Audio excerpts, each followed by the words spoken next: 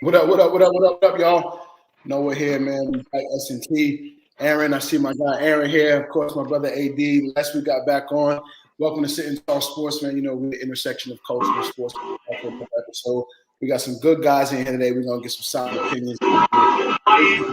Fellas, how you feeling? How you feeling, man? I'm feeling good.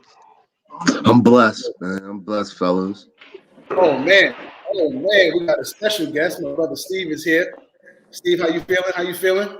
I'm great, man. Good evening, gentlemen. Glad to be here. Absolutely. Guys, most importantly, make sure you're following the movement, man. S&T across all platforms. S&T, sitandtalksports.com. Check us out on YouTube. Make sure you subscribe. Tell a friend to tell a friend.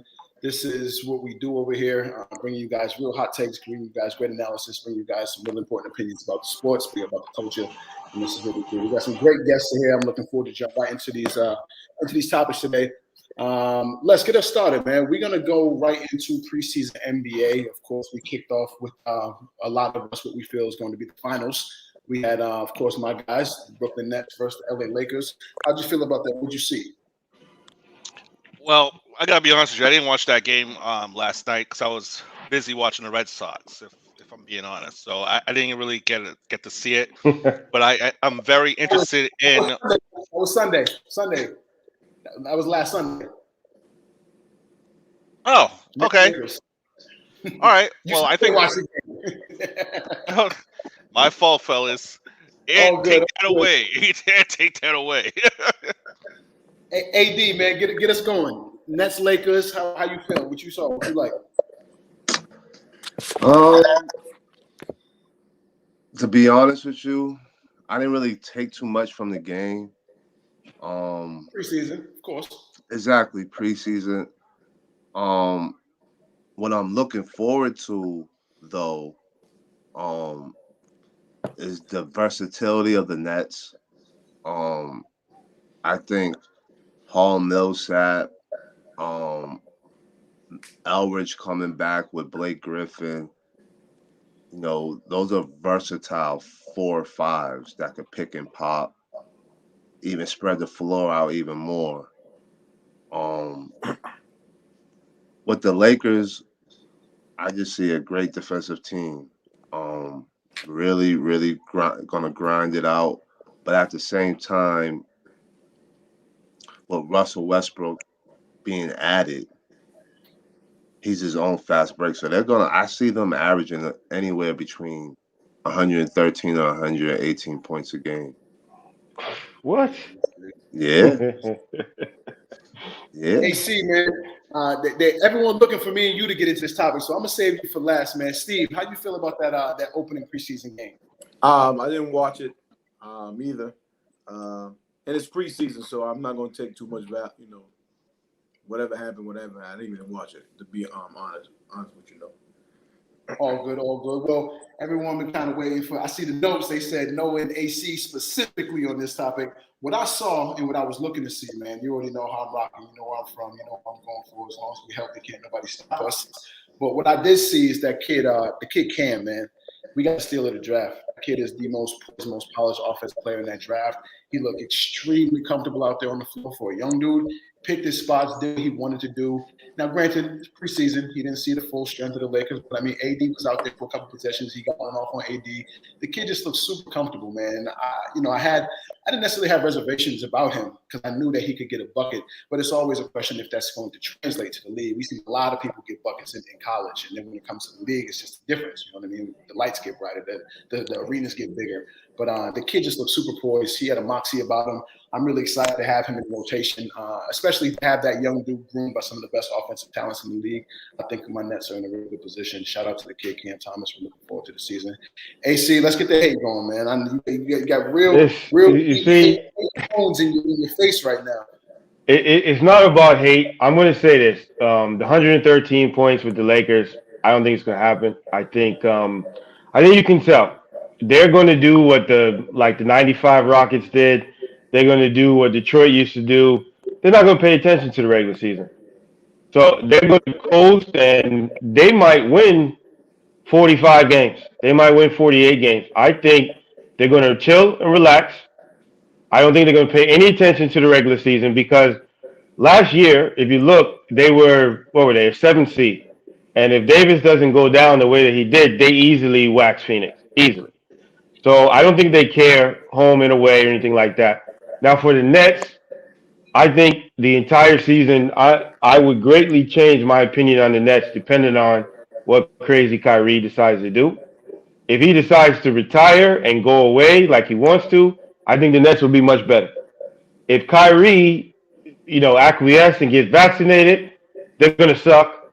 I will bet any amount of money that they won't reach the finals if Kyrie Irving is on that team.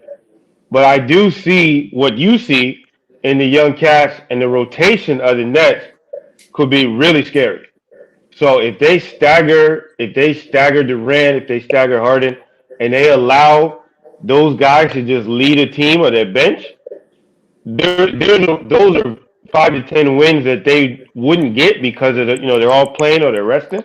I think the Nets could be scary without Kyrie.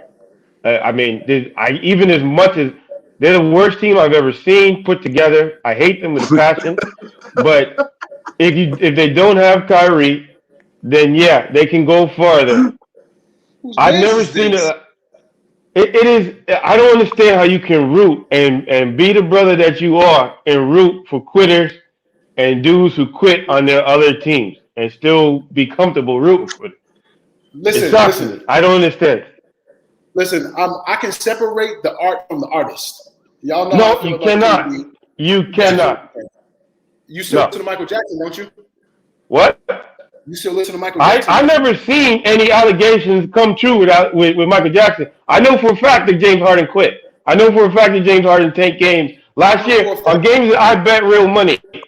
He's a tanker. He's a quitter. No. I know for a fact that man paid a lot of money to settle this out of court. And people who are innocent don't typically do shit like that. I'm not giving nobody. They do it all the time. I've seen it. They do it all the time. All the time.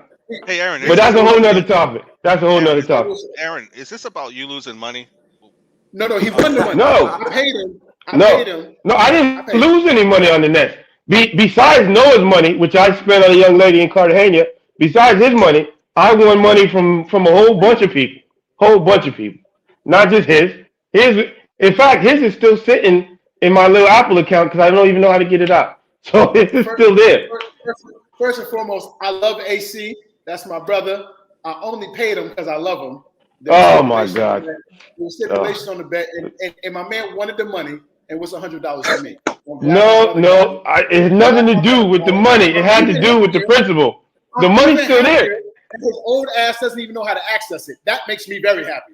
Yeah, the money's still there. So yeah. Good. We're gonna move right on, man. The next topic on my list, man. Let's talk about Candice Parker, man. Candice Parker just lands a job in terms of doing analyst work for the NBA. How y'all feel about that? It's kind of unprecedented. I mean, there's a lot of women in the field, but I don't think we've seen a woman get to this point. And I'll start it off. I've heard Candice's takes and her breakdowns of games, and she's good, man. I mean, this is obviously a star in her own right. This is obviously a league MVP. This is obviously a league champion. This is a woman who's done it on every level and been successful. I've heard a little bit of what she brings to the table during the halftime shows again around other Hall of Fame type players, and I do appreciate what she brings to the table. I think her analysis is a little more in depth from what we're used to getting from just the NBA guys who are kind of more personalities than analysts. So I'm excited for it, man. Anytime this is a black person get an opportunity, I'm big on it. So how y'all feel on it, man? We're gonna start with you since you didn't watch the game. I know you know about this. Yes. I love the move. I love it anytime a sister can get a position like that. I love it even more when a sister can do something like that and know the game too as well she does. I mean, I've seen her on TNT literally, not take crap from Shaq or Kenny or anybody. So she's not going to be a person that can be pushed around. She knows about the game. She's played it. She's beautiful. I think it's going to work out great for them. Candice, if you're listening, let's shoot this shot. AD, how you feel about it? I think it's dope. I mean, I think Kansas is just a dope individual for basketball. Facts. Period. Not even just because she's a female. I think she's just a dope individual. And I'm pulling for her to win tonight. She can make history. She's being an announcer, and she's one game away from going to the WNBA finals. She could take out the league's MVP tonight. So that's something else she could add to her resume. That's already pretty impressive if you ask me. Right. Definitely. So I'm definitely for it, and I wish her the best. Most definitely. Steve, what's up, man? How you feel about it? Good move, I'm in agreement, man. She's a sister. She's making money. She's going to open the door and provide new lanes, and this the only thing. I got one reservation though. I want her to go in there and take it seriously and knock it out the park, so they don't use her for the scapegoat to shut everything else down. Right. So the game they play with us a lot of times. They say, okay, we'll give you this opportunity. And when they give the opportunity doesn't pan out the way they want it, then they shut everything down. So I want her to be great. I want her to be fabulous. I want her to treat it correctly, be a professional, and kill, so those doors can continue to open for us. Shout out to my brother Steve, always concerned with the people, man, always doing what's best for the people. Hey, Steve, we're going to save you for last on most of these takes, man, because I know you, man. I'm not sure how this is going to go. I don't know why. I hope she does well.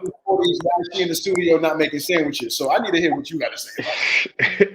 I hope she does well. I hope, she's made – I don't think she's particularly great. I've seen her in the studio, on TNT. I've never said to anybody, hey, did you hear what Candice Parker said? Never said it. But like everybody else said, I do hope that she does well. My hope is that they don't turn her into Doris Day, who I'm not a fan of. Okay. I feel like they try to shove Doris Day down everybody's throat. And at times, I'm not even sure she's watching the same game as everybody else. Like, she doesn't get excited or anything. So I hope she's going to be the opposite of that, to where she's there because she brings a different perspective to the game and, some different content. Like, I don't think we need that TNT show. Sometimes they get too much in the yucks and they might tell jokes and just talk about, 1993 for 20 minutes and not even talk about the game. So I'm hoping that she brings something different and she's able to cut some of that, some of what it's turned into off faster. Yeah. I think that happens because the game sucks. My fault. Go ahead. They do it on good games. Post game, it'll be Nah, Kenny, Shout Charles out and to Shaq just Lester. yelling back and forth. Shout out nah, to but Lester, born in let me say some, 1896. I think that's what makes the show hot, though. Got some stale opinions, but right, he's good though. We're gonna let him rock. right. Fellas, we got the next topic, man. This is big in basketball. This is big outside of basketball. I know Steve is gonna have some interesting takes on this in terms of what the impact of our people has looked like. I know we're all gonna have some pretty strong opinions about this. Let's talk about cannabis, weed, marijuana, dank, whatever you want to call it. Let's talk about its place in the NBA and how the league as a whole, the association as a whole, seems to be becoming a lot more laxed about it. A lot of teams will no longer be testing. How do you guys feel about it? I'll Let's start off. start with you, Steve. Let's start with you, Steve. No. Let my man AD go in, man. Well, I'll start off. I mean, Right, as AD a start. Okay, get it started. as a person, AD. I was about to say, AD might got 35% THC rolled up right now. I definitely got some too. But listen, as a cannabis user though, I think it's long overdue, to be honest with you. Marijuana is, as we see now, is medical. People use it, to relax, to pain relief.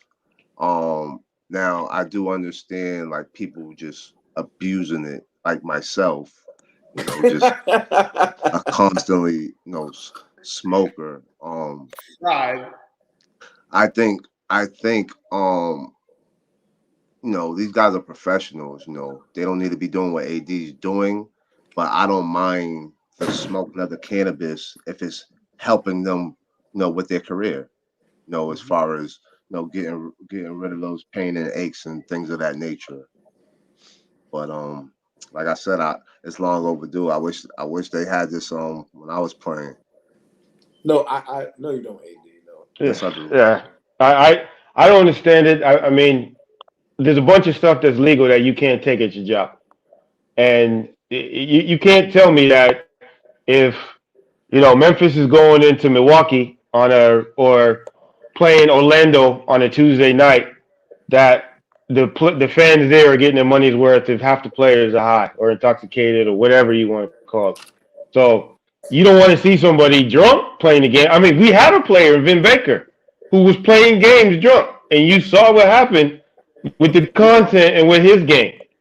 So you can't tell me that players who are okay now getting high, they're not worried about the piss man coming, that product is going to be the same as when they're not or when they were banned from doing it. All right, let me ask So you there are this, rules Aaron. there are rules and stuff. Let me ask you this, Aaron. I know you watch basketball. Was Kevin Garnett high every game he played? No clue. But we only got one healthy season of him. Kevin Garnett was definitely high every game he played, bro. And that was, if he was, I don't know if he was, but if he was, then that's proof of that he shouldn't. I'm telling you, as a cannabis user who knows what you see, the man's lips is chapped constantly. The man is constantly licking his lips. That is from dehydration of smoking that thing. Kendrick Perkins smokes that thing every game. Good. So you're making my point. If he was, then you got one healthy year of Garnett, and he was below average or hurt the rest of the time. Don't make that face. One healthy year of Garnett. That's it. Hey, listen to what you're saying. You just took his career and just limited to 1 year. Kevin Garnett played 20-something years. No, I didn't. I'm talking about Boston. I didn't watch Minnesota games every night. I know I watched Boston games, and I know that his career in Boston was one healthy year. His whole career from 96 smoking. You watch highlights. Allen Iverson smokes weed. All these players smoked weed. That's a fact. All these players and you know that they were high on game night. Josh Howard. What happened to him? Remember when he came out? What happened to him? What happened to Iverson? Hold on, bro. Iverson was alcohol. It wasn't weed. But it was alcohol. It wasn't weed, my brother. Here we go. Now we can play this game. We can play this game and say alcohol is worse than weed, and that's a fact. More people died of alcohol. I don't want them doing alcohol either. Like, Huh? Any impairment, I don't want to pay for it. I don't want to pay to watch that. There's rules. I'm gonna be honest, AC. Just in my experience, I'm not know the shouldn't be statute watching on things, so I sports. won't mention any names. But I know for a fact I've been in the room, I've been in the vehicles where Celtics players are purchasing marijuana in decent quantities from people that are pretty close to me. I've seen it with my own eyes during the season, during off season. We're all from Roxbury. We all saw, I don't think there's any secret. So we all saw Robert Parrish around the way getting high, and way back in the '80s, we all saw that. He had But 7 pounds. He has 70 pounds delivered to his crib. It was more than I know he used to smoke openly. He used to smoke openly on Seaver Street all the time, all the time. Yeah. But that doesn't mean that I'm fine with throw out whatever number you want to throw out. 80%, 90% of the players being high. But you are. You're actually I'm not. saying you are because you're watching sports. So you shouldn't be watching sports at all because you know what's happening. If you see me complain about the NBA, then you would know how I feel about what I'm watching. It's not just the NBA. I disagree. Real quick, fellas, I need to get Steve involved in this. I know Steve is going to bring this from another angle and talk about how we've been marginalized and all the good things about cannabis that are impacting not just the players but Black people as well. So, Steve, get busy, this is a take I got on it that's different from the other side in law enforcement, and what I see from it is I don't care what people do and what they do personally, but the problem is this. The marijuana that's being smoked today is not the marijuana back in the day that our parents used. Acapulco Gold and Tijuana Red. Yeah, get the Acapulco Gold shit out of here. So I don't know what is. I'm just talking about what it does to our people and what it, saying. I just came back from Vegas, right? Vegas experience now because of weed is awful. I had a great time in Vegas a couple of months ago. Las Vegas experience because of weed and what is allowed and who can smoke it and where you can go. It's not Vegas anymore. It's fucking insane, bro. These motherfuckers in these and cookies and the cannabis sites and the dispensaries, it's insane. Them white folks don't want no part of Vegas no more, bro. Like they're like, yo, y'all can have it. Y'all can have it. But let me just get back on some serious stuff. I'm okay with weed being in the NBA. I'm okay with players making their own decision. That's fine. What I'm not okay with when it impacts, saying us as a people, I'm not okay when everyone can't take weed and be honest with it and go with it like AD does. And everyone is not strong enough to approach it in the correct way. And it's going down the wrong path quick. You know what I mean? It's going down the wrong path quick. We got to find a way to balance it or structure it. With dudes just buying weed, smoking before the game, smoking at halftime, smoking after the game. This shit's crazy. Like, this is confirmation dudes are smoking at halftime. Know what I mean? You know what I'm saying? It's confirmation. So there got to be So what's the difference from a pilgrim sniffing coke at halftime? AD, 100% correct. I'm not saying. Hey, let me interject. AD, is your stance because you smoke weed here? Are you looking at this objectively? Nah, I'm just looking at it. I just know. I was just saying it because I am a cannabis user, but at the same time, I know. I know. I've been in this realm. Like I've been around. Like Noah said, I've been around Celtics players, many Celtics players, different eras. Smoked with them. Yep, of course, facts. Okay. But so does that have you looking at this objectively? Like personally, I don't care if someone smokes weed or not. I don't, me either. But what I'm saying is, I think if it's illegal in your state, though, then you shouldn't smoke it in that type of situation, because if you get caught, it's going to cause you more problems than positives. In Boston, you guys are lucky. People are driving around smoking it. I'm not sure that's fair to do either. Because it's not. At the end of the day, you could get pulled over for driving intoxicated because you're smoking weed. But nobody's going to do that. But nobody really does that. Exactly. So I can't. I'm with. I said really. I know it has happened, Skizzo, but you know what I mean. It doesn't happen You know what I think mean? it's more about responsibility as being an adult, and a lot of these guys are young. A lot of these guys are going to take advantage of that, and not to their own. I would have probably taken advantage of that at 21 years old too. But I think it's about being responsible and doing it in a way where you're not going to get in trouble or cheat the game. Same thing with alcohol. Like you can drink, you can have a flask. I'm sure there's dudes drinking. Let me put it to y'all like this. I got this right now. Go for it. Real quick, Noah. Right. Mm-hmm. I used to smoke weed before every game. Mm-hmm. Right. Facts. You know why though? I have a reason. Yep. Tell us. It relaxes me. Okay. I play off emotion and passion. Mm-hmm. You know what I mean? I'm cooked. Mm-hmm. You know what I mean? But everyone's makeup isn't yours though. Some people get paranoid when they smoke or they overthink. But I'm just explaining me though. Okay, go ahead. My fault. No, That's I'm fair. just explaining me. I get what you're saying. You're absolutely right. Weed does make people paranoid. But for me, and just like most urban players who are smoking weed in the NBA, it relaxes them. It calms them down. What? Okay.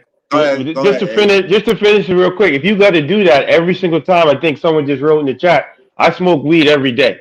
If you need chemical enhancement every day, that's a problem that needs to be addressed. Like really quick, guys. People say it like it ain't no big thing. If you do that every day, that's an issue. Real quick, fellas. Real quick. But I have nerve damage. Huh? But you might have a legit medical issue, but the person who just wrote that, everybody who's talking about I smoke every day doesn't have a legit medical issue. No, they don't. Fellas, one second. Hold it down. 1 second, fellas. 1 second. I just want to welcome my guy C-Mac. Corey just arrived, man. Another brilliant basketball mind. Welcome. About time. Better late than never. Hold on. I gotta come at my guy. I'm in Utah. Yo, why are you in Mormon City, Kyle? Corey, love the kids. You're seeing nothing but people who got the name tag elders walking around. Elders. Hold it down, fellas. Corey, just to tap you in, I know you just joined us, man. We touched on a few subjects. Currently, we're speaking about cannabis in the NBA. These brothers have some really interesting perspectives on it. I'm going to weigh in real quick on it and give my take. Lester mentioned a lot of these guys are perhaps not using it in the right sense, or they might abuse it. I want to say, so that's an absolute great point. Your other great point was that some of these states it's not legal. So dudes riding around with weed, they get pulled over, they get jammed up in a situation, a legal situation that impacts their play on the court. I agree with that wholeheartedly. What I will say is the majority of the NBA comes from places that we're from. These dudes didn't start smoking weed when they got to the NBA. These dudes been smoking weed since they was young men. Moreover, and this is towards AC, those doctors on those teams, those medical professionals on those teams have no problem giving you cortisone. They have no problem giving you Western medicine. They have no problem injecting you with all kinds of stuff to get you out there to play. They'll give you aspirin, they'll give you whatever they feel like, whatever they deem is appropriate, whatever they deem is legal, whatever they deem is good. I'm West Indian. Weed has been in my family and my system and my culture from the beginning of time. My dad is 62 years old. He's been smoking weed for more than 50 years. He's been a business owner for over 30 years. Also, what I want to say for anyone listening who doesn't know AD is a D1 talent. Let's get that clear. He wasn't just some dude smoking weed, getting a couple minutes a game. He's a D1 talent, and he's also AD in a lot of circumstances stands for another degree, because my brother, I believe, is working on his second or third degree AD. Nonetheless, yeah, my master's, my brother. Thank let's you. talk about Shout out. Smoking big dank every day, working on that master's. More importantly, I think the conversation needs to be around why weed isn't legal. And I think that taps more so into my realm in terms of economics. And I believe that the reason weed has been legal when it's less harmful than alcohol is America couldn't figure out how to make money on it. You can do whatever you want to do in this country as long as America gets their cut. They couldn't figure out how to tax it appropriately. They couldn't figure out how to do those things. That's the only reason it's illegal. There's no way you'll ever convince anyone that alcohol has killed less people than marijuana. So the conversation is bigger than just NBA, and it's bigger than just what's legal and what's not legal, because that's all opinionated. They deem these rules that way so they can make money. But all the opinions have been great so far. I wanted to tap in on that, make sure I gave AD his flowers, because a lot of people are here talking about smoking all this weed. They don't know that brother's working on his master's. He was also a D1 talent. C-Mac, I got to get you involved, man, because for those who don't know, Corey, again, is a brilliant basketball mind. He impacts a lot of the local youth in terms of basketball. His resume is unprecedented, and let's get him on the mic. So I don't have an issue with the players doing something that is not hurting their performance, right? I don't have an issue in many cultures. Obviously I'm West Indian too. It's not in my family, but we understand it. I grew up around the Bobo Shanti Rastafarians, Bongo um, Nati. right? So Mhm. I have an understanding and a consciousness about that particular culture.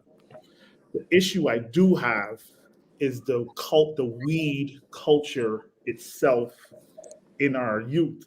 The weed culture, it doesn't allow it doesn't really give our kids an opportunity to build any self-awareness, no true identity.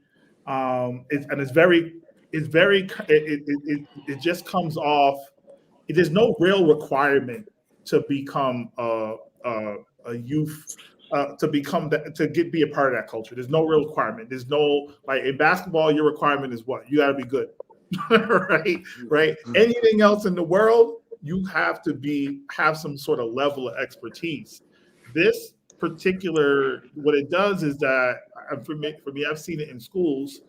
Like, once a kid starts smoking weed at 12, 13, It's a wrap. listen, you've seen it, right? It's a wrap.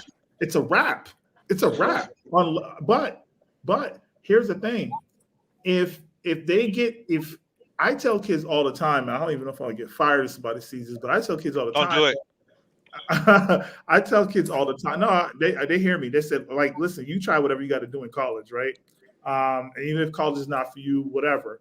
But like, I've seen it. Steve has seen it, man. When it gets a 13, 14-year-old kid, and then the culture club becomes like, oh, you don't know how to rap. You don't know how to rap one of those. And instead of talking about the Air Force Ones, the Power Phase Adidas's, they're now talking about what brand of backwood they want or whatever. I think it really just doesn't require much from an intellectual standpoint, from an identity standpoint for our kids. But as you become an adult, you can make whatever choice you want. But for me, I've seen it destroy lives. Right. I think we have to also be careful that people. I forgot which one of you gentlemen said it, but I think we need to be careful about the quality of weed that's out there. People are adding substances to this weed now, and it would be a terrible thing that one of these players or someone we knew got weed from the wrong person one day, and next thing you know, they're gone. So I would like to see, going back to what Noah said, some sort of regulation. Like, would it be good if Marlboro all of a sudden started manufacturing weed? I don't know. I mean, I think it needs to be regulated. I think it should be legal across all states, and I think there should be an age put on it too, just like alcohol has an age on it. I think cigarettes has an age on it too. 18. Yeah. So Great points. that's what I kind of feel about it. Again, I don't care if someone does it or not. Just be safe and don't. Not everyone's AD. Not everybody's can function with weed the way other people can. No, I've seen it. Nothing's for everybody.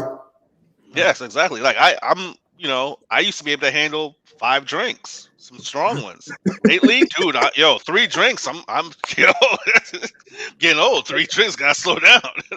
You're getting there right now. Slow down on that cup right now. I'm gonna let Aaron close us out on this topic before we move to the next one. Let's Aaron, close us out, man. Say that again. I said I'm gonna let you close out this topic before we move on to the next one and give us your final thoughts in terms of. It looked like we had a few things to rebuttal to the brothers who were speaking. Or no, I mean there's no rebuttal. I mean everybody's got some valid points. I agree with Corey. I think that it's fine if you're a grown ass man and you understand you want to do this before your job, whatever. But that's not the case, and I think we all know that. You've got kids that, like you said, once they start. And there's no stigma against it. So if like a couple of people, if you're saying, like I already said, if you're 12 and 13 years old and it starts off a little bit, and then now you're doing it every single day to the point to where we've had now athletes and like a Josh Gordon, who, although I'm pretty sure it was more than weed, but he's claiming, it's only weed that cost this man $84 million. And he's not the first one. We had Ricky Williams Won't be the I last think one. everybody's old enough to remember Sean Salam, who cost himself a ton of money, and his claim was just weed. So I think we forget that there's a huge difference, and I'm sure we all know there's a huge difference between 22 and 13. By the time you're 22 and it's part of your life, it's too late. Too late, and we're acting like we're starting that these kids are starting at 22, and they ain't. Fair points, That's what I got to fellas. say about it. Fair points, fellas, man. Everyone made really fair points, even though some of them contrasted one another. Excellent topic. We're gonna move on. As if any of the listeners don't know, we're essentially a Boston-based group, so we got to talk about the Celtics. I know a lot of the guys are here Celtics fans, so we're gonna get right into it. How you guys feeling about these the new look Celtics? How y'all feeling about some of the new pieces? How they look? Granted, it's preseason, but we gotta talk about it. AD, you want to start us off? Look, I was excited when I saw Pritchard pass the ball to Nesmith. Like I felt like Nesmith hasn't been passing the ball to. Excuse me, Pritchard hasn't been passing the ball to Nesmith ever. Like he gives the ball to that dude at the worst possible time. It's gonna be a long season if that's what got you excited, Les. It's gonna be a long season. I think it's going to be a long season. I think we're an average team at best right now, unless Tatum and Brown take their games to the next level. Now, Les, let me ask you this: what's the next level for them two? Like, what's the next level? So I think Tatum Actual has contender. the ability. Oh, is that a question for the team or the players? I'm sorry. No, I was asking you, Les, like for Jason Tatum and Jaylen Brown, like what's step in their game? Let me. So both Tatum and Brown have to be better at their playmaking ability. Yes. So and their playmaking ability in the fourth quarter, and everybody touches it in the first three quarters. In the last quarter, in the fourth quarter, they're one of the worst teams you could ever. Teams come back on them. The only time they're ever good in the fourth quarter is when they're down 15. Jaylen Brown cannot be that elite guy that folks want him to be, and average 3 assists a game. Like if you look at all these great players, like Kevin Durant didn't really evolve until he got up around 5, 6, 7 assists a game. Michael Jordan got up around 5. I'm not comparing him to those two. LeBron James, I would say Grant Hill because Grant Hill my dog. Tim Duncan got up around 4 or 5, right? Those dudes cannot have all these very much limited, all this limited playmaking ability and expect to win games. And then the one guy they're depending on to make a play for them is a bonehead and smart. So like, who's not smart, right? So like you have all these, so it just becomes really convoluted when you're really trying to make winning plays, and they can't make because the playmaking. Everybody knows what's going to happen. Jason Tatum's going to catch the ball on the wing. Some dude's going to forearm him and bar him out to the wing. He's going to take a step back, and dudes aren't even ready to be in rebounding position. If you're making plays, people are in rebound position by default. Like guys are just in the right place by default. They're not doing that. Jaylen Brown doesn't see the ball because he doesn't see the ball in those situations because defenses are tightening up and he can't get it on the go and score like he usually does. He looks really great in the first 3 quarters, but he gets frozen out by this one-on-one that Tatum does. And they don't really, I know it's one game, but they don't really look any different than when freaking the stiff was there. And they don't move without the ball efficiently to me. They don't move without the ball. I think Tatum has the ability to be more of a point forward, in my opinion. I think he has a little bit more handle, passing. I also think they both should take more mid-range shots. Hey, that's the way I feel, Aaron. I mean, I think it's all on them. And if it can't be all on them, then it's going to go back to what we talked about a couple of weeks ago. One of them got to go. Shout out to the Hennessy White and my man Lester's Cup. Shout out to that Hennessy White. Steve, what's up? How you feeling about it? The Celtics are going to be a very average team. They're going to struggle to the 6th or 8th spot. We need major changes. The coaching piece, I think the coaching piece is going to be okay for a second because he's going to try to hold dudes accountable. But you can't really hold rich millionaire, spoiled brat superstars accountable. So that's going to be a huge piece. He's already came in pretty strong. Is he healthy? I know he was battling COVID. Is the brother healthy? He's good. Yeah, now. he's back. He's back. He's good. Okay, Now. word. But Has he brought his wife to anything yet? Has he brought his wife to anything yet? Nah, I ain't seen no sightings yet. Okay, cool. Keep me posted on that. Yeah, definitely. But I think what he's trying to do with the culture and change it, and the ways they're going about it, a lot of the guys are not feeling it. But I see them 6 or 8, looking cute when they hit the jump shots, and when they don't hit the jump shots and the side steps and the quadruple back steps and all that, getting 20 pieces with all the sides. The East is very good this year. The East is better than everyone thinks it is. Dude, I think everyone got better but us. Everyone got better, and this is the key. Except Philly. Said who? Philly didn't Except get Philly. Nah, Philly's going to be well, I'll leave that alone. But the Celtics going to be 6 or 8. Philly will get somebody. They haven't got any better. They still a jump shooting team. C-Mac makes a great point about this crap with all these guys with this one-on-one shit, which is cool, but the one-on-one that's being it's taught. not cool no more. No, listen, hey, I got you. The one-on-one is being taught now is East and West one-on-one. That shit doesn't work. No. Well, the North and South. Hold on, AC, you next.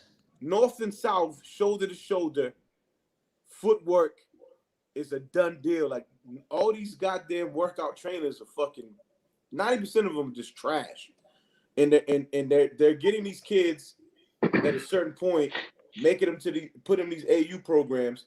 They're getting taught that shit even more. They get to the league, and we get these 2 guys that do the same fucking thing. So 6 to 8, nothing. They're gonna fight to get C6 to 8. They don't make the playoffs. I won't be shocked. Go ahead, AC, man. I want to hear your perspective. AC, it's on you. I think they're my first thing. So I watched that preseason game twice, actually, because there were certain things that I was looking for. So my first go around, like the first quarter, when Marcus Smart just threw the ball directly to Orlando a couple times, I was like, here we go. But then I was listening to a couple different people and a couple breakdowns of it, and one of the things that the coach said after the game was, and this was really interesting to me, he said that he came in and he stressed less of the one-on-one shit and less of the hero ball, and he stressed to them, make that extra pass. So if you see Jalen and he comes off the screen, hit him. And I think when you watch that first quarter the second time, or with different eyes, you notice that Marcus Smart was so focused on passing the ball and getting Buddy involved, and a couple times they all did it. They were so focused on the extra pass that they didn't even see the man standing right there. And so what ended up happening was they got that tunnel vision to where you can see the coaching is there, which even though they didn't execute it properly right away, you can see that at least the man, the new coach has got the culture is being instilled in them. So where I predicted them, 6 to 8 myself, and I predicted them a 500 team again this year. If that culture stays the same, and where his big thing was, he really plans. He's talking about he plans to truly stagger Tatum and Brown. That's his whole thing right now. He's talking about that they're going to be staggered. That's what he wants. Of course, they're going to start or whatever. I'm not a fan of that because what you're telling me is that you can't coach them to play together. But it seems that if that's going to be the best thing with the assets that you have, I think that brings them a couple more wins than what I thought. I really do think it really goes on how Smart does. I mean, I'm not sure if anybody here likes Marcus Smart, but the culture of the group, anyways, most people. You do? I said acne. That's why I call Marcus Smart acne Smart. So I feel like they're going to be 6 through 8, right? But I think there's one player who could get them to like maybe 5 or 4 if he plays like he did when he was in OKC. Now, I know people are going to be like, well, at least Schroeder he's a more dependable 3-point shooter than Marcus Smart. He's better off the pick and roll. He defends actual point guards, his position, better than Marcus Smart. Marcus Smart is just an overall better IQ defender. If Dennis Schroeder could get up around. He won't, but between 16 to 18 points a game and give you the assist that Tatum and Brown can't, they could get there. But I'm just saying hypothetically, I think he is more important to the team than Smart is right now. How's he going to do that? He's playing for a new contract.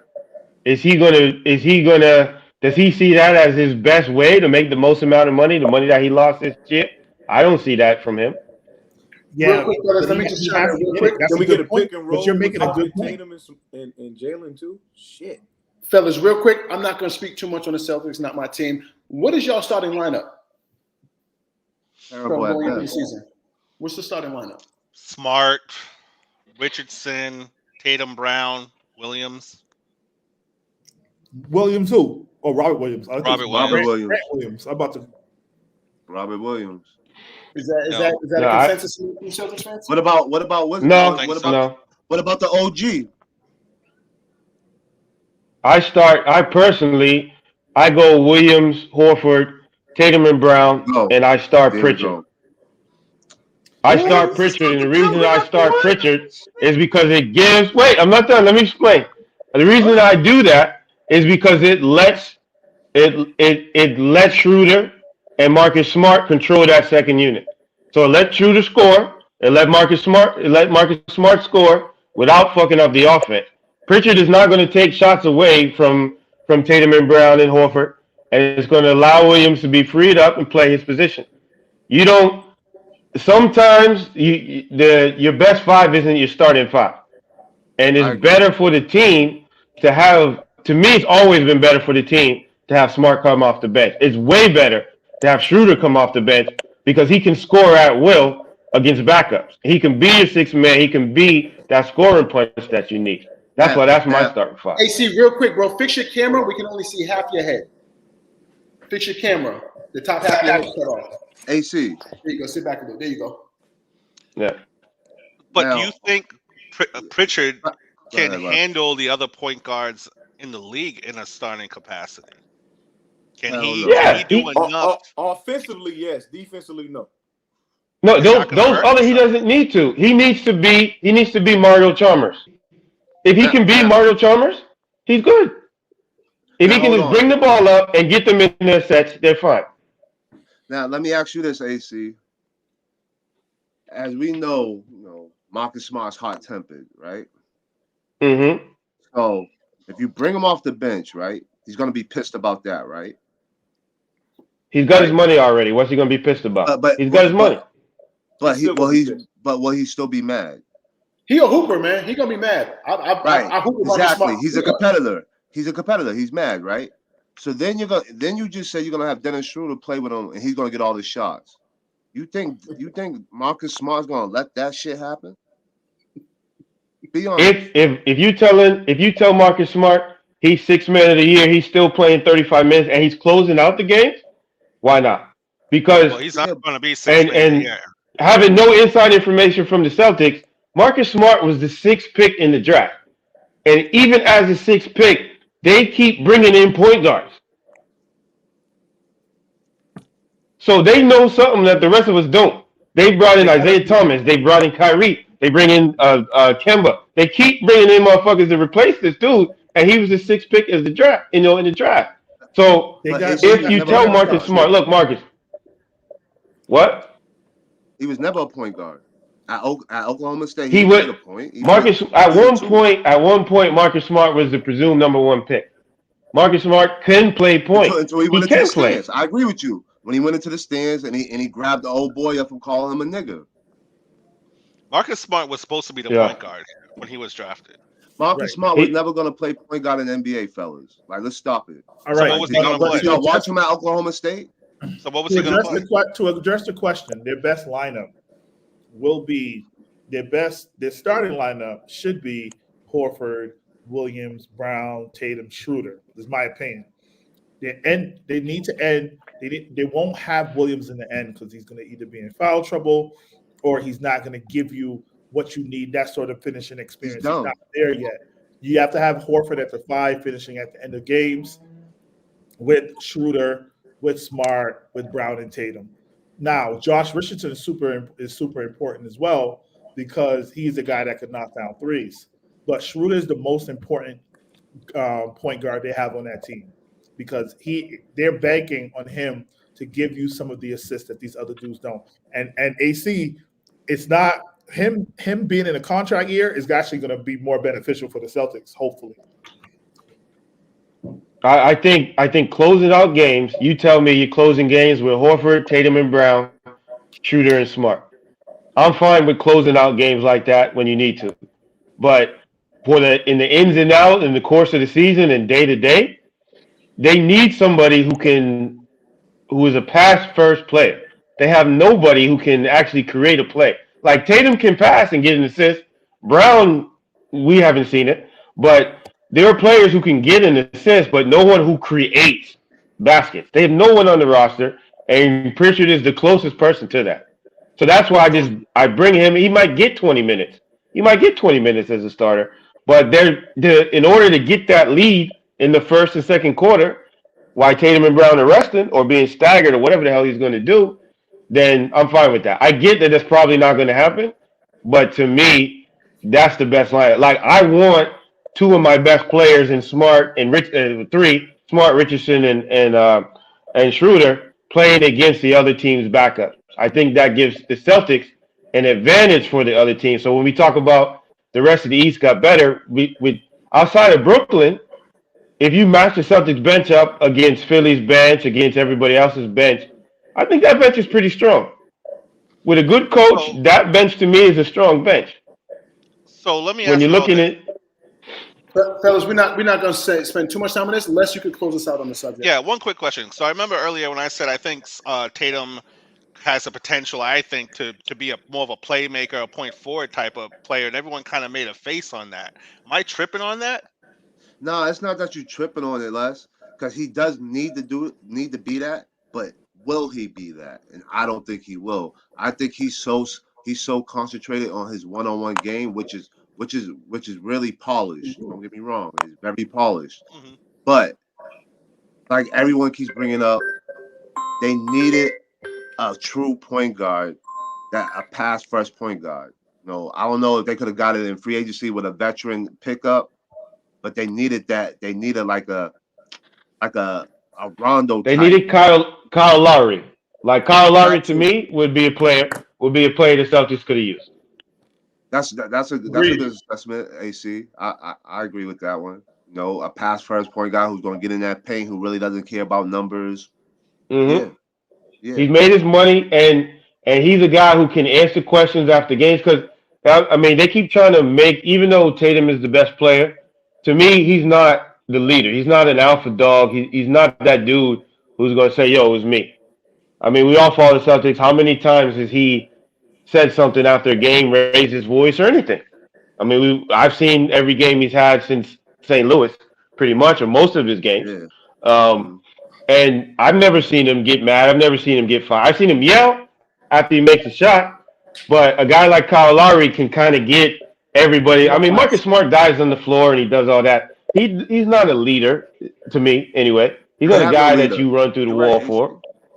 You're right, AC. They don't got no leadership. They don't have leadership, but Marcus Smart is the leader. Absolutely. And that's the problem. Because he's gonna be bullying them young boys. That's the problem. But huge. Already bullying them. Fellas, there's a few other topics we got to get on. I mean, if you guys want to circle back to the Celtics and close it out, we can do that. Shout out AD as always. We're going to touch on one last NBA subject before we switch to tie it up a little bit. My man C-Mac had a question he wanted to address on here today. C-Mac is asking, what top 25 NBA player is going to fall out of those rankings this season? Significant. Excuse me. All right, so I could go first. Who's going to fall out? I got a couple. I will say may not fall out of the top 25, but we'll go from the previous top 10 into the top 15, which is a significant drop for this person. Maybe was in the top 5. I think this is the year LeBron James is around 19, 20 a game. We got some action, fellas. I think this is the year. I mean, I'm not unrealistic, right? I think LeBron James takes a significant step back. I think Kyle Lowry takes a significant step back. But it's been happening for a while. And those are really my two. Maybe this is a maybe, but to put this on your radar, Damian Lillard. I got one. Shout out to my man C-Mac. That flight was long as hell, apparently. AD, what's up? It's funny because I got Dame Lillard's road dog CJ McCollum dropping out the top 25. He was never in the top 25 though. You don't think so? A lot of people like me, like I'm with you, C-Mac. I don't really have him, but a lot of people have him, and like to me, he's already borderline to me, and I just feel like he's just not gonna really live up to what already he hasn't lived up to. So I got him. I got a shocker. I got Jimmy Butler. Oh, that was mine. That was definitely mine. Yeah. I got Jimmy Butler. Not because he's not good. I think it's more because of the depth. Injuries, worn down, and the depth, that Miami got now. I think that a lot of velocity. Because he's another player who really doesn't care about numbers. He's more about winning. So when you're gonna look at his numbers, you're gonna look at him like, okay, he might be averaging 14, 15 a game. Like, damn, 14, 15 a game for a man who we consider a top 15 player in the world. Nah, that's not cutting. Who else got something? I was gonna say. I think. Go ahead, Aaron. Yeah, I agree with Jimmy Butler. I think there's a player that I think we talked about a couple times in terms of top 25 that he's not going to fall out the top 25. Don't go crazy. But I think Steph Curry is going to have a tough year in terms of repeating. If we're going to be measuring him what he did last year, I think he's going to have a tough year, not only repeating that, but trying to carry that team with the expectations of Klay coming back and all that. Like some people got Golden State top 3 simply because Klay come back after 2 years off. I don't think Steph Curry is going to have the year that a lot of people think he's going to have. He's now 10 years in of top of the line play. He's got his money. He's on track. So I think Curry's not going to have the year that people think Curry's going to have. Hold on. Really you think Golden State doesn't have the year they think? He doesn't have the year. Both. Hold on. AC, both. Right? I think Curry's not going to have the year, and I think Golden State's not going to have the year that people think. AC, so I definitely agree with Jimmy Butler, no question. Where you have Steph ranked? What? Where you have Steph ranked in your top 25? Where you have him ranked at? He's probably right outside the top 5. Like I got a couple young kids. I got a couple young kids ahead of him because I don't care what you say. If you don't make the playoffs, you're not an MVP candidate to me. Like it just doesn't make sense. He didn't make the playoffs. That's the fact. So you know, I got guys like, of course, I got LeBron ahead of him. I have Durant ahead of him.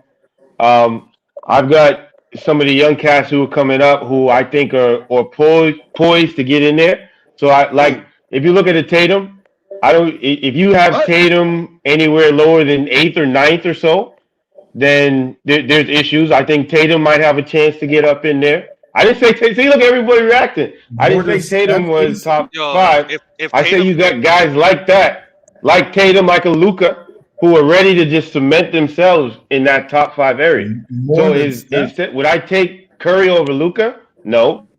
Would I take Curry over Durant or LeBron? No. Would you take him over Tatum? Whew. Give me 42 games and I'll let you know. If you factor in age and everything right now, and I'm not taking Curry over Tatum. You're not taking. I wouldn't take Curry over Zion right now. I wouldn't take Curry over Zion. So you're looking at it strictly from a youth position, a future position.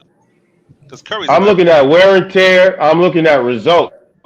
I'm looking at and all those things. In fact, is Curry going to get better or worse from this point on? Zion, and that's what I'm looking at. I'm not talking about to build your team. I'm talking about this season. We're talking about this season. This year, right now. If you say I got one pick, I got Zion and I got Curry. Based on what I think they're going to do, I'm taking Zion. From this point on, I'm taking Zion, like right now. Curry is going to do more than Zion this year. AC, Zion's been hurt every year in the league, bro. Yeah, you're kind of contradicting yourself a little bit. He's been hurt, and in his first couple of years, so was Curry. By the way, I think the other player. AC, you're absolutely right. I think the other player that's going to drop, and I think it's going to drop significantly, potentially, is Chris Paul. I think it's finally his time where he's just going to wear out. Yeah, he's good, but he was he played like a top 25 player last year, though. You saw what he did. He's been doing that for a decade and a half, but he's 40. Yep, I think it's going to happen this year. I got Luka. Anyway. I got a good. Wait, Luka after top 20? You must mean Porzingis. Porzingis is not a top 25 player. No, he's talking about that drop. He's talking about that drop. Oh, you think Luka's going to drop? I got Luka with a strong drop off.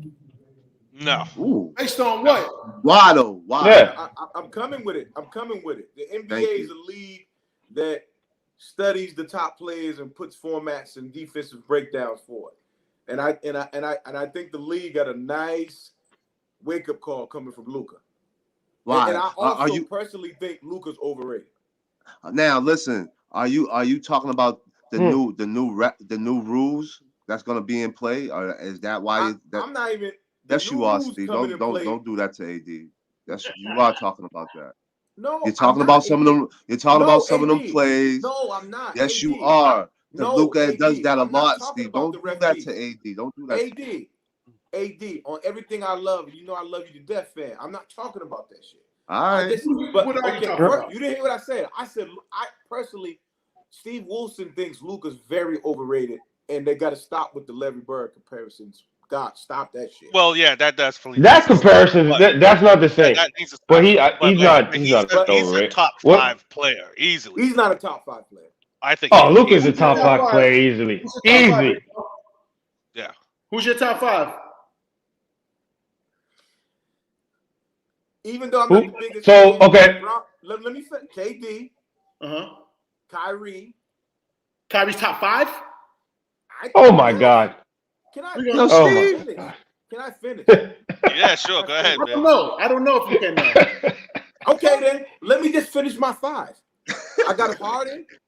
Fuck. I got Harden. Oh, Brooklyn Nets gang. I see you, Steve. Shout out to the gang. This is the. Wait, I can't hear him. I'm trying to hear the 5. Go ahead. Who's the 5? I got AD. I got Braun. I got KD. I got Harden. I'm taking all those dudes before I take him. Did you even name 5 people? Huh? You named 4.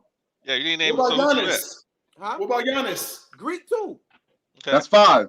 He just named 5. Too. But look, what I'm saying is this: the NBA is going to catch up, and the defensive schemes are coming to catch up with Luka. And remember, I said it here first. Okay.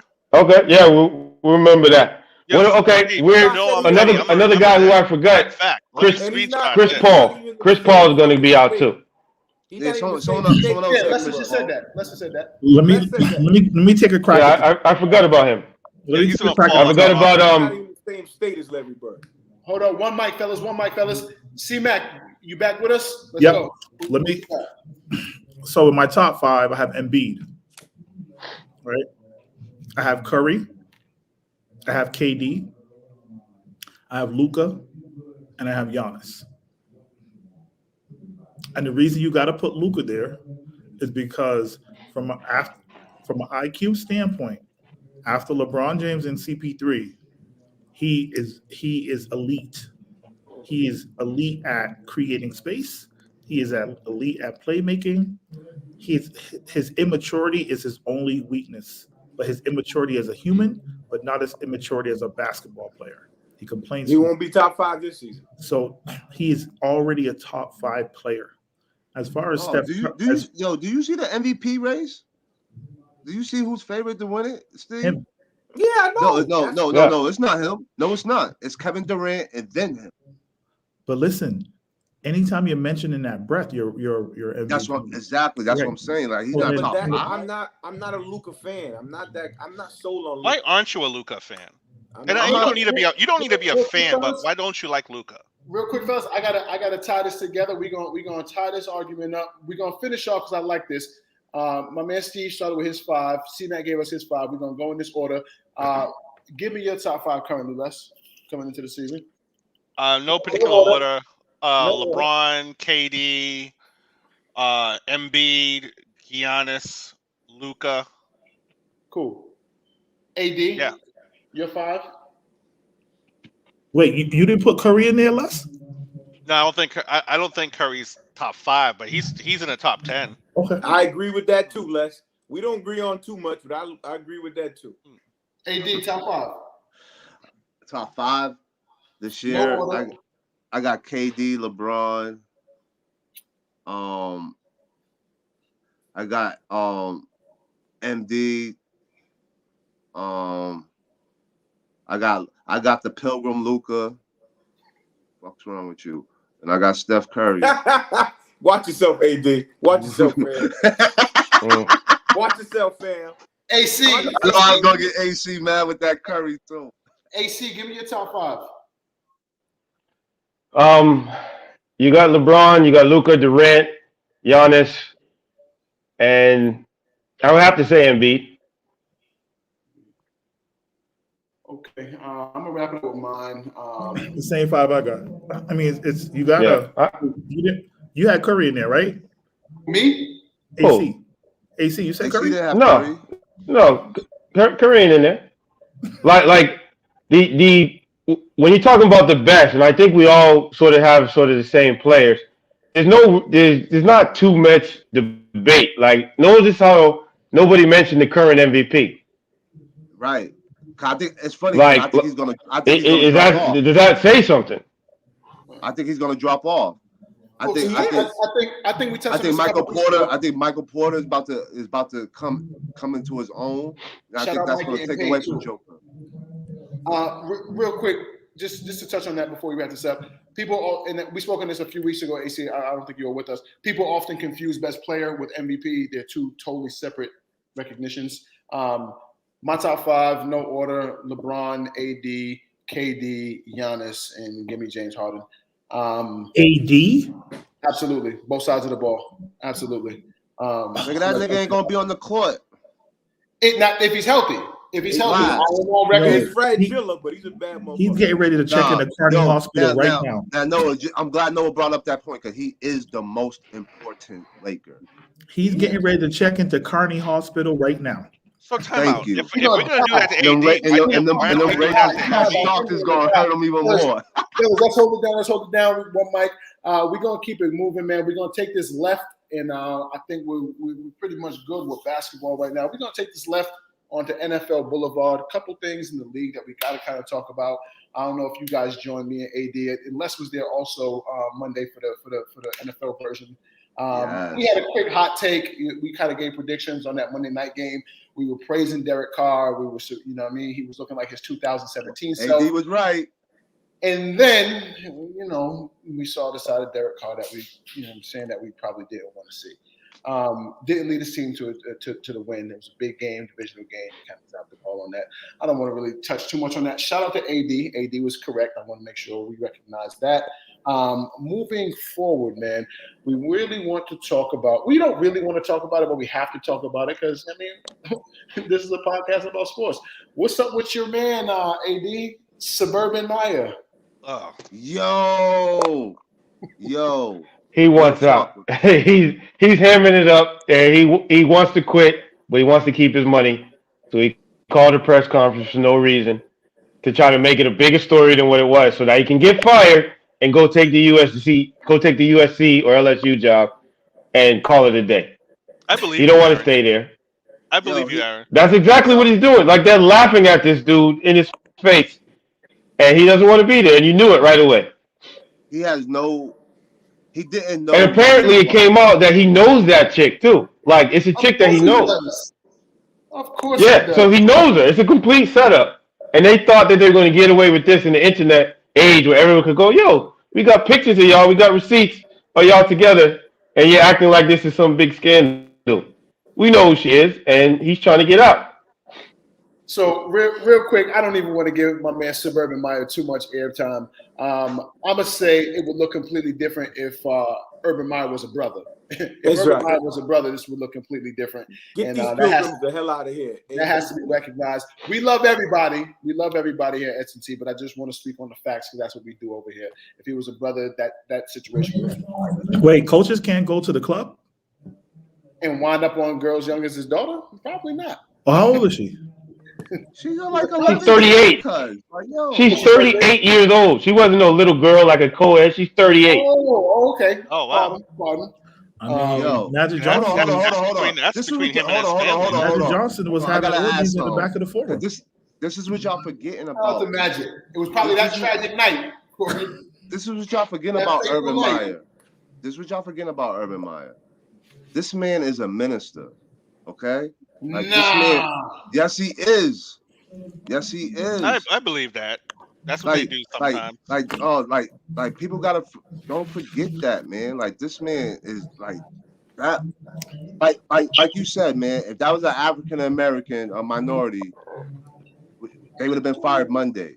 Right. Monday. We know it is with black coaches. And like to be honest with you, he already lost the locker room. It's already reports about it. So my thing is, if I was Jacksonville, I'll just get rid of the headache now. Just get rid of him. As soon as they get rid of him, he's gonna get hired right back. Yeah, go to college. Yeah, go to college.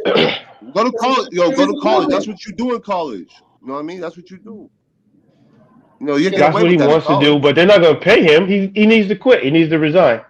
But he wants his money. It's clear, or else he would have just left already. Right. Now, we're not going to give him too much airtime, man, because there's some other breaking news going on in the NFL. Happens to be local for the S&T clan. Your boy, defensive MVP, it was gone. I don't get it. Beef patty with cocoa bread and no cheese. I get it. A bag of Acapulco Gold. Help me understand this, Steve. Help me. So they did it with Dimas and Reggie. I'm gonna let you give him a bag of Acapulco Gold. Give him some oregano. Now I'm gonna let 7 pieces of oregano. Yo, y'all are crazy, man. I know exactly what Will's about to say. Go ahead. So the Patriots are 1-3, right? Mm-hmm. Yep. They were at 1-3. They were in every game, correct? Mm-hmm. They were in every game with the ability to win it. No. Yeah. Right? Huh? No. What? Which one? The Saints. Okay. Okay, fine. Yeah. Okay, we give you that. Great point, AD.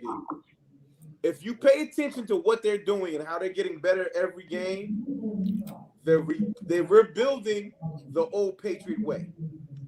Now that Pilgrim, listen, AD. Now that the new Pilgrim is looking better and better every week, the defense is getting back to where Belichick gives, where he wants it. Gilmore, all that fucking you the guy and I'm doing this and that, fuck out of here.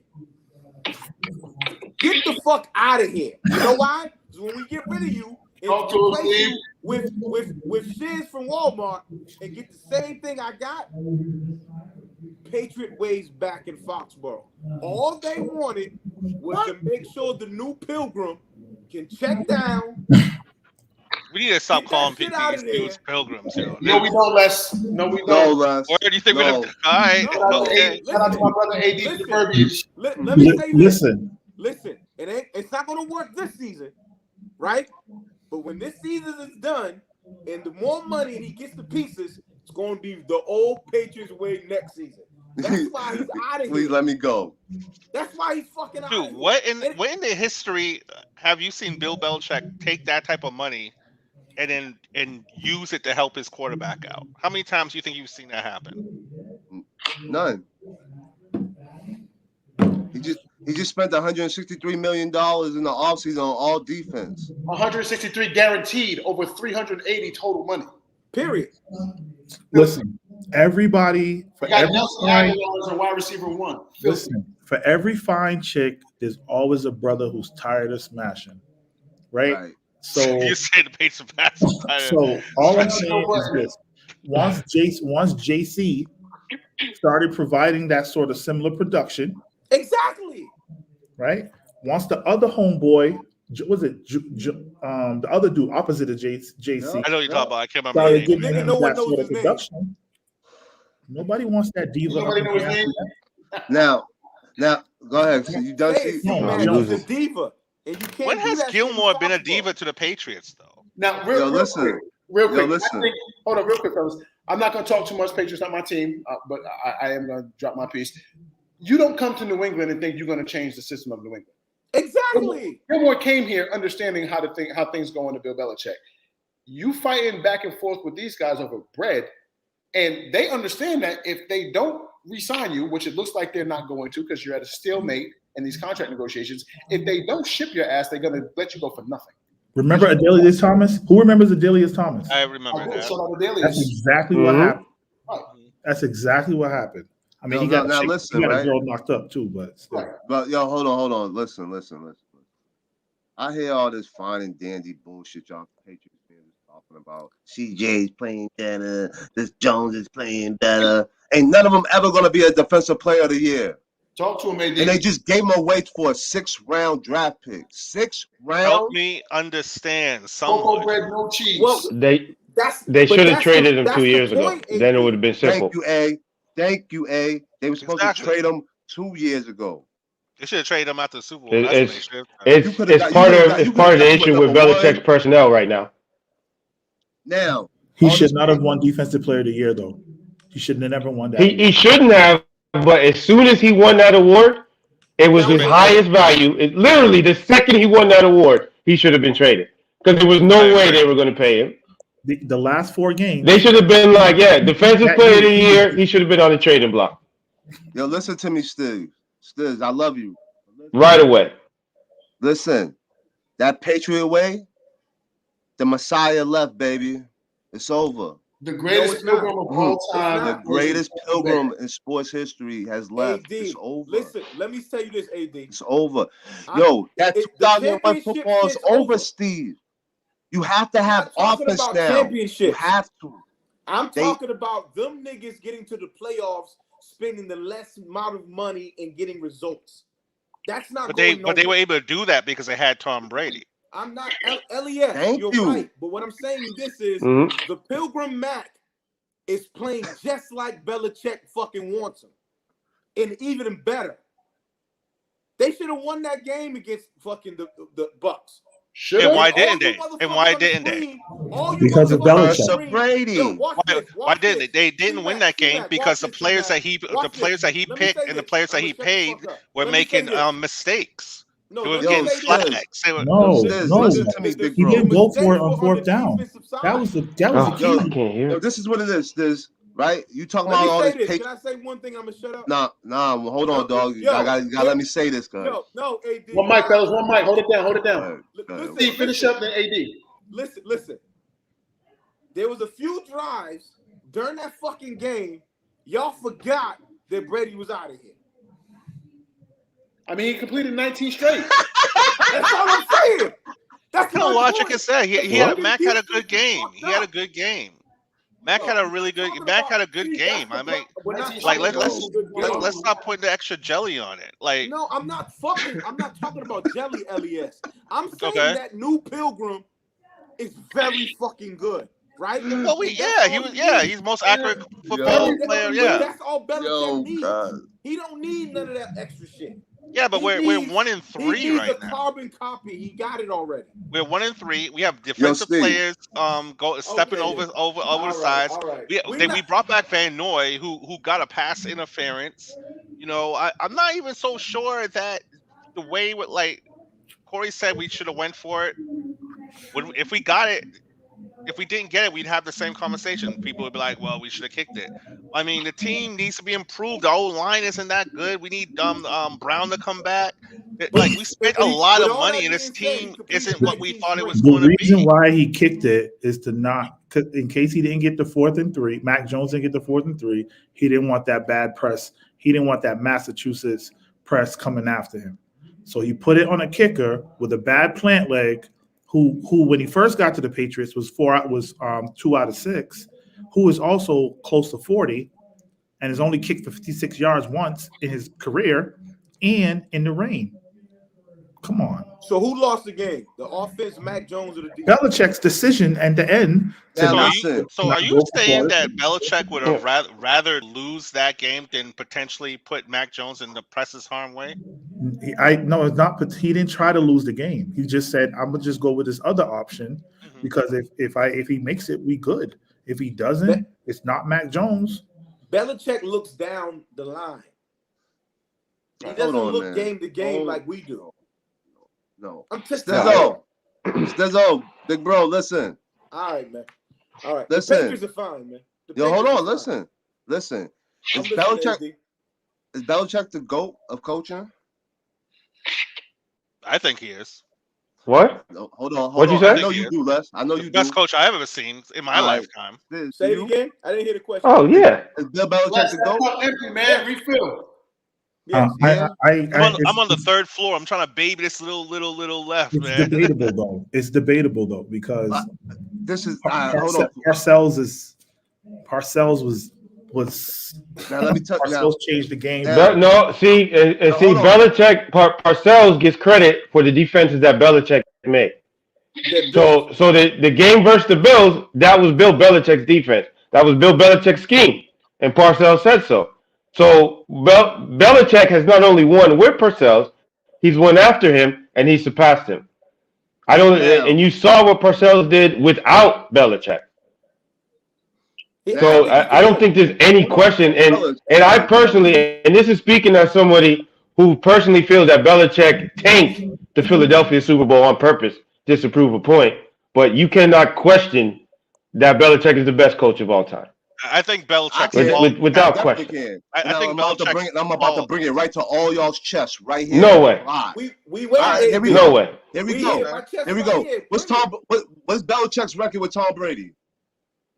With Tom Brady, it's 215 and 75. Okay. Right? Mm-hmm. What's his record without Brady? You could say that about a lot of coaches, though. What's his record without Brady? I don't know it off the top of my head. It's 62 not a good record. and 75. Okay. And that's because 60 and how many? You're not counting. You're not counting 2008. You're skipping 2008 where he won 11 games with a 7th round pick. AD, I can literally say what you said. That's a sample size right there. You need a quarterback to win. You cannot. What's Pete Carroll's record? Right. AC, how many winning seasons does he have without Brady? AD, what's Pete Carroll's record with Drew Bledsoe? What do you mean how many wins with Brady? Having a quarterback and convincing Brady to take pennies on the dollar is part of coaching. That's part of coaching. AC, you're not answering my question. What's the question? You're definitely not answering mine. Huh? What's his record? What's his record with Brady? We acknowledge his record with Brady. Fellas, I'm gonna reel this topic in about 60 seconds. So what's his record without Brady, bro? 62 and 75. His record without Brady is under 500. Hold on, my brother. So that means, other than those 20 years with Brady, right? He has never been a 500 coach. So how is he the GOAT? He was in Cleveland. That's not my fault, bro.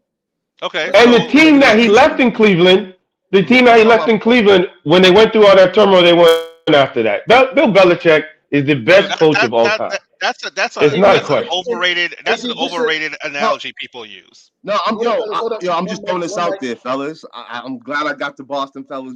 AD, quick question. It's okay, fellas.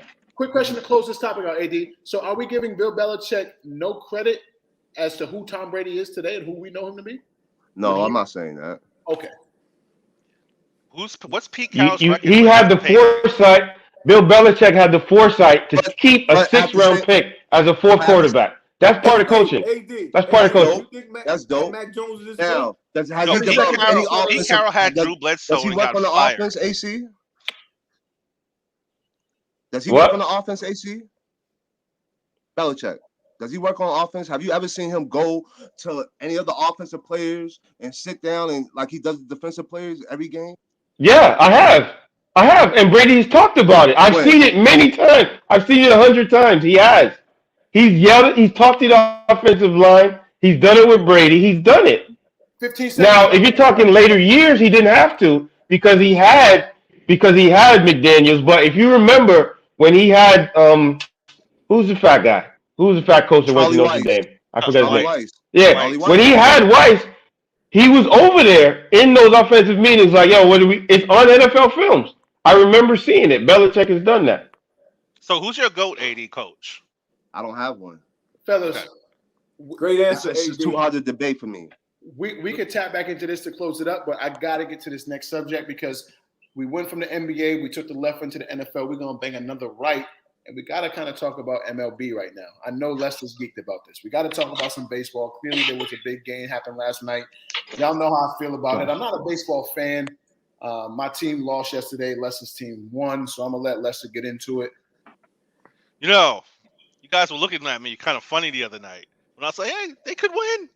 It could happen. And what did they do? Yo, the pitcher played extremely well. He's not supposed to pitch like that. He's never pitched like that. He always gets hurt. Something always happens to Baldy. He's not supposed to do it, but he did it. The game. Yo, it was epic. It was epic. The game was epic. I'll definitely say that. I'll tell you this. It was a good day for the Davis boys, boy. We racked up on that game, live betting and all that. Woo. Legally, of course. Legally. Go Sox, baby. That game was what it was supposed to be. The Red Sox were plus, I think, 170 underdogs. Mm-hmm. I got a great parlay. It was like plus 217 for the Red Sox to score in the first inning. And I hit on that bet. I hit on the Red Sox covering. I hit on the Red Sox winning on the money line. So I'm fine with it. So AC won a parlay, so somebody's daughter in trouble. AC in a parlay, you already know what it is. C-Mac, man, I'm not sure. I know you're a brilliant basketball mind. I don't know if you get into the baseball. How you feel about last night? Well, I wouldn't blame it on the third. So I love baseball as well. Okay, smooth. Get into it. Almost as equally. Shout out to Ricky Henderson, who was arguably one of my favorite players ever, if not my greatest in my mind. But so I think the issue with the Yankees is always the same issue that happens at the top every year this time of year, right? The pitching just falls apart, the bullpen falls apart, the manager makes one critical bad decision, and then boom, no matter who the manager is, it just doesn't matter. And Free Aaron Boone. Shout out to Kenneth Jackson, wherever you are. And you know what they're going to do next year? They're going to spend money on what? Hitting. I'm a diehard Yankees fan. I'm going to just drop my bomb in my business. 27 chips. Keep going.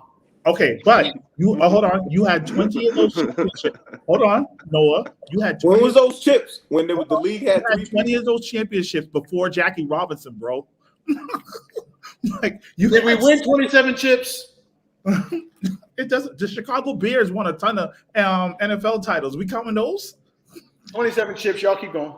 Go Yankees. The Chicago Bears won a ton of those. We counting those? Mm-hmm. The bottom line is since 1959, the Yankees have won seven chips. Right. So let's stop bragging about that. All right. So effectively, what you're telling me is you can take every single championship that Boston has won, put them together, and they would still have less championships than the Yankees. That's what I heard. Keep going. Talk about your Red Sox. That's fine, right? But you're only as good as your last game. And the last game, what happened? Because Aaron Judge is still trying to get to home plate. I don't watch baseball. You know why I don't watch baseball? That was a different century. Was that a bad call on the third base? Yeah, he is. He's absolutely counting Babe Ruth wins. He's counting Babe Ruth and Lou Gehrig. It means nothing. There's no black man near Babe Ruth, bro. There was only serving popcorn. Okay, popcorn toss had him. I can't watch baseball because it's a bunch of dudes in fitteds, sunglasses, jerseys, and jewelry. It looked like Fulton Street. I don't watch baseball. I don't got time for that. You gotta get into playoff baseball. It's a different game. It's a totally different game. Alex Cora has proven to be a better manager. I only watch October baseball. I only watch the Yankees in October. Than any one of them. Alex Cora he pushes the right buttons. And I tell you one thing, if Chris Sale decides he wants to be Chris Sale, the Red Sox are going all the way. I don't know, buddy. I don't know. If Chris I don't know, Sale, bro. if you could ride Chris Sale the same way Bumgarner, the Giants rode Bumgarner a few years back, the Red Sox are in good shape. Now, Yo, that race team is tough, yo. Huh? That race team is tough. Who's the starting pitcher next game? Starting pitcher next game. You know? Anyone know? I haven't seen it yet, lad. I didn't see it yet either, so I don't know. No, they didn't say they didn't say who it is yet. But ugly though. But if you think, if speaking of Cora, if you think about it, when Cora got canned, he kept his mouth shut all off season. He didn't make a lot of noise, and he got his job right back. And he got right back to the game. This is a huge story. I'm gonna keep no it matter real how with you look you, at though. it, it's a huge story. I'm gonna keep it real with you. The Yankees gotta fire Aaron Boone, though. He's a Yankees legend. They ain't gonna do that. You know. No, listen. He's 11-11. He's 11-11 in the postseason. Mediocrity at his best. Get him out of there. You know what's crazy though is with baseball being in Boston, the Red Sox beat the Yankees last night in the playoff game, and on the sports radio this morning on 98.5 and everything, they're talking about the Patriots, which to me was crazy. Like they're talking about a team that's 1-3 and who just released their cornerback that might not even make the playoff, and the Red Sox beat the Yankees, and that wasn't the lead story. Like they weren't talking about that on sports radio. That was wild to me. 98.5, they don't have the Red Sox, so that's political. They've been talking about fans should walk away from the Red Sox all season. You know why they ain't talking about them, AC? Because they got 27 championships. Holla at me, fellas. We gonna wrap it up. Unless we got any other pressing matters, fellas. Is there anything we missed today? No, I will say, AD, when we get back in the book, I kind of need you to tell me, all these great coaches that have sucky quarterbacks that are great. I would love to hear that list and what their records are. And my parting shot is next week. Let's really look at the starting five for every NBA team in history. If you take the the best starting five from every franchise in the NBA, who would have the best one? I can guarantee I know your pick. About that. I know your pick, big bro. Philly. You're picking Philly.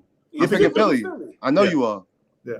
I know you are. What? Mostly everybody's going to try to get the Lakers, though. They're going to try to get the Lakers. I'm not a Lakers fan by any stretch of the imagination, but it's the Lakers and it's easy. No, bro. They're not going to. They wouldn't beat Philly. That team wouldn't beat Philly because y'all are going to put Magic, Kobe in the team. Kobe, LeBron. No, that's where you lose. That's where you Shaq, lose if you got Kobe. That's where you lose if you got Shaq. That's where you lose if you got Shaq. Can LeBron really be put on a great Lakers starting five? He's only been there 3 years. I like the crumbs that we sprinkled leading us into next week.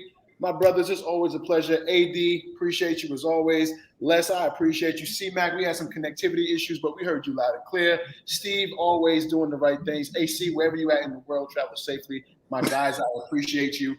S&T Sports on all platforms, man. Make sure you're tapped in. All social media. SitandTalkSports.com. Make sure you holler at us there.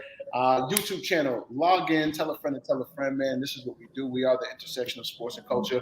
Y'all make sure y'all tap in with us. We're doing. Shout out to Jules Santana. Hey.